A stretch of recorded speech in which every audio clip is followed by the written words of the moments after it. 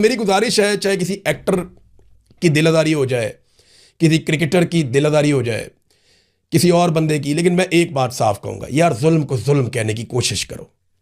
जो लोग मजलूम हैं उनको मत उकसाओ। क्या चाहते हो? शहबाज गिल ने बेचारे ने पहले मार खाई है, तुम चाहते हो वापस आके फिर मार खाए? मैंने खाई है ना मार, 5 महीने मार खाई है। और वो सरेंडर ना करना या किसी की बात ना मानना, उसकी क्या कीमत होती है आप सोच भी नहीं सकते। आपकी क्या हालत होती है आप अंदाजा भी नहीं कर सकते। आप उस तरह के चंद घंटे भी नहीं गुजार सकते। आपको पता ही नहीं है कि आप क्या कह देते हैं अपने मुंह से। तौबा करें अल्लाह से, अल्लाह ताला को आपकी कोई बात नापसंद ना आ जाए। लोगों की दिलादारी ना करें। ये कोई शौक से सारे लोग ये काम नहीं कर रहे, सारे अपनी जान जोखिम में डाल के ये काम कर रहे हैं।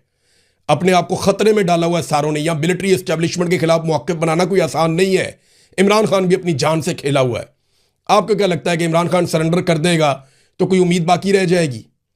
उसके लिए आवाज़ उठाएं, जुल्म को जुल्म कहना सीखें।